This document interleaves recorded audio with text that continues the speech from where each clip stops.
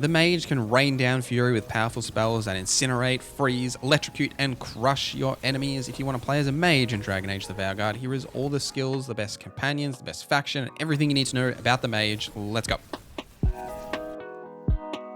If you're picking the mage, let me know what specialization you are choosing in the comments down below. As a mage, you also have the weapon swap capabilities of the warrior, except with different weapons here. You've got the traditional staff that you'll be using that will shoot bolts of magical energy at enemies, or you can switch to the mage knife, which is essentially a dagger, and orb combination, which is more melee focused to deal like magical melee attacks on enemies. Now, the mage's class resource is mana, which regenerates passively over time.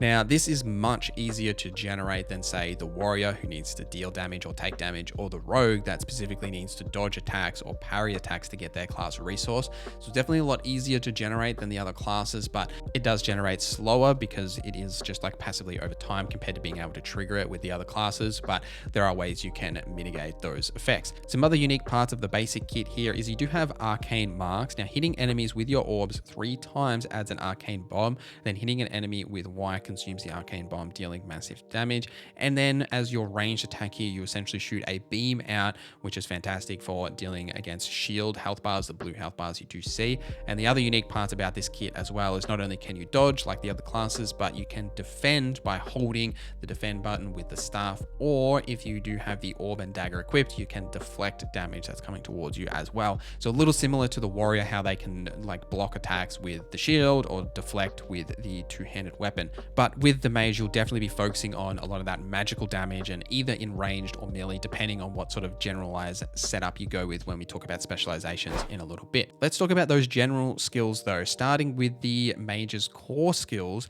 your initial ability is Arcane Shot, which deals fire damage to conjure fiery arcane bolts that rip into your enemies. This launches fire projectiles towards your target and any enemies unlucky enough to be nearby, and this does apply burning. Then the initial ultimate ability here is Destructive Light, which is also a fire ability to summon a concentrated beam of primal elemental energy and deals damage each second to all enemies caught in the beam whilst applying burning. And then as you level up, you'll gain different skill options here. Starting with the burst skills, you've got Chain Lightning, which is an electricity effect that does apply overwhelmed. Charge the air and fire a bolt of lightning that splits to hit multiple enemies, and the bolt bounces up to 4 times, dealing damage to each enemy hit and rendering them shocked. And then you've also got Tempest, which is another electricity-based ability to weave a powerful thunderstorm around you. Lightning strikes a random enemy within 8 meters of casting zone every 2 seconds and deals electric damage to all enemies caught by the blast, rendering them shocked. In the Shadow Dragon line, you've got one skill here, the Dark Squall, which is a projectile cold-based skill that does detonate sundered. Harness the elemental chaos, projecting a burst of entropic energy to knock your targets back, and this does apply the chilled on impact. Something to note here is that these ones only have one skill because they lead directly into the specialization. Now, you don't need to be aligned with that faction to get these skills or that specialization. They're just themed after those factions. The control skills here, you've got 2 options, being Frost Nova, which is an area control cold spell to freeze your enemies to the bone if they get too close. A wide area around you is now frozen. And then Ice Blast, another cold spell that applies weakened. Hurl shards of ice, impaling enemies caught in the way. Now, this deals damage in a tight radius around your target, leaving behind shards that render enemies chilled when touched. In the Morn Watch line, you've got the Corrupted Ground Area of Effect skill, which deals necrotic damage and applies the weakened effect. Weave the threads of life and death, corrupting an area of the battlefield. Enemies caught inside succumb to its deadly aura. Deals minor damage, but applies necrosis every second enemies are exposed to the corruption. In the Sustained skills line, you've got 2 options here, being the Wall of Fire, which is a fire control spell. Summons a flaming barrier, burning enemies foolish enough to cross it. Enemies incur damage and burning each second they remain inside the wall. And then you've got Meteor, which is a fire spell that does detonate sundered to call down an elemental meteor that crushes and burns enemies in its way. And this deals damage in an area around your target and applies burning.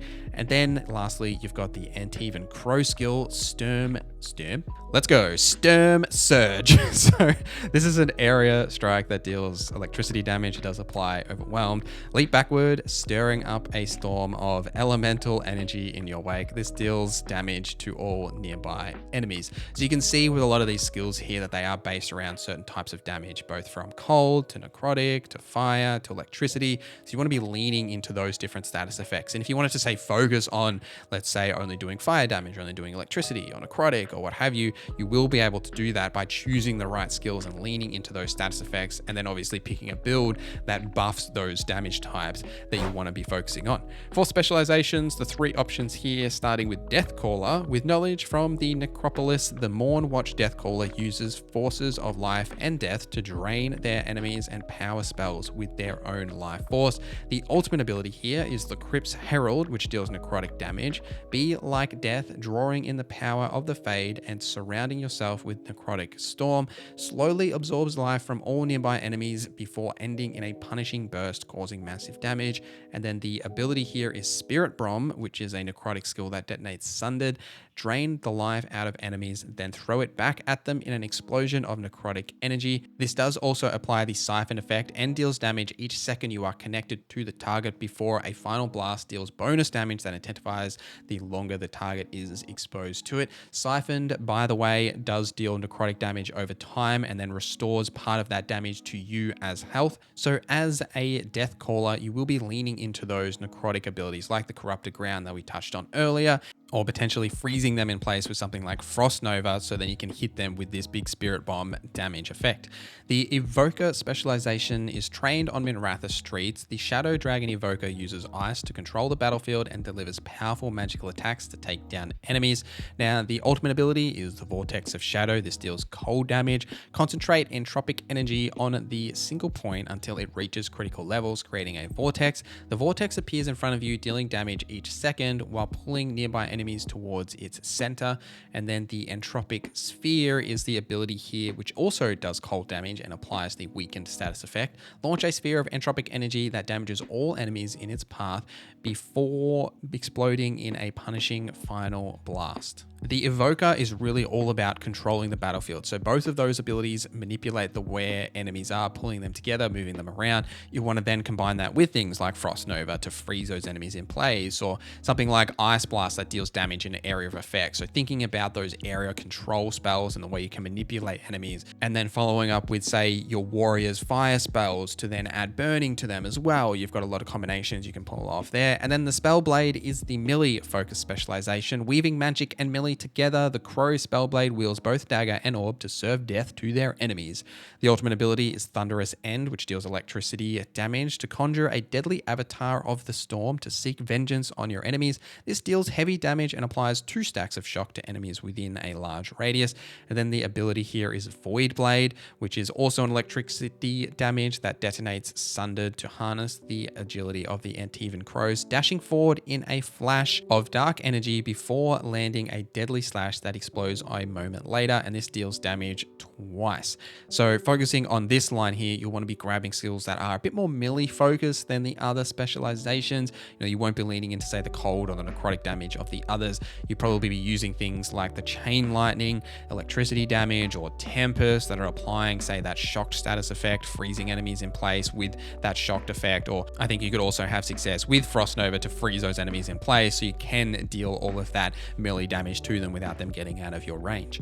Also, if you like what we do here, consider hitting that like button or subscribing, or the membership program. For just $1, you can get early access to videos like this and all of my other guides, build videos, and those cheeky long form essays we do. Plus, there are other benefits like members only channels in the Discord, merch, and more. So if you like what we do here, please consider hitting that join button or subscribing, as it helps me more than you know. But enough of that, back to the video. For the best companions to combine with a Rook Mage. Now, as a mage here, you apply Overwhelmed with Chain Lightning and Storm Surge, or Weakened with Ice Blast, Corrupted Ground, or the Entropic Sphere from the Evoker line. And then you can detonate Sundered with Dark Squall, Meteor, Spirit Bomb from Deathcaller, or the Void Blade from Spellblade. So you want to be combining this with different companions that can apply these effects. The best combinations are the Rogue companions, Harding and Lucanus, because they can apply Sundered, which you can detonate with those skills we mentioned, or you can apply Overwhelmed with Chain Lightning and Storm Surge, and then they can detonate it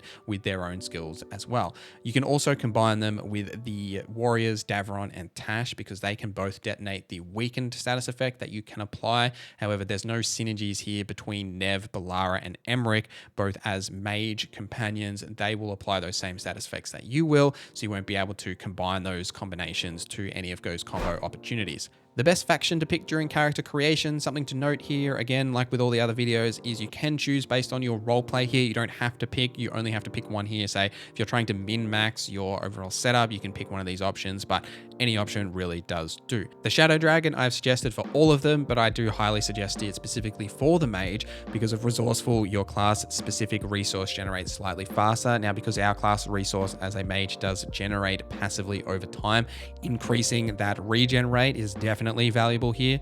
The Morn Watch is also fantastic for acute afflictions. You can apply an additional affliction stack on target. Now, because you're going to be applying a ton of afflictions here, right? Think about all the spells we just talked about that deal shocked or burning or chilled or siphoned, all these different status effects. Adding an additional effect there is definitely valuable. And then I also kind of like either the Grey Warden or the Antivan Crows here. The Grey Warden for the Vigilant training to base defense and health are slightly increased, or the Antivan Crows for the Hidden Pouch to hold an extra potion, right? So you can heal that extra time with that extra potion. So because the Mage, especially say a melee Mage, right? If you're focusing on a spell blade, you're probably going to want that extra defense or health or that extra potion because the Mages are typically that squishy character. So you will be taking a bit more damage. So having that way to alleviate those damage effects with these different factions is also something to think about. So are you going to pick the Mage? What specialization are you going to pick? I'd love to know in the comments down below. I'll link the Rogue breakdown here for you to watch next, but thank you guys for watching this video till the end. Thank you to our members for supporting the channel. My name is Norza and I hope you have a great day.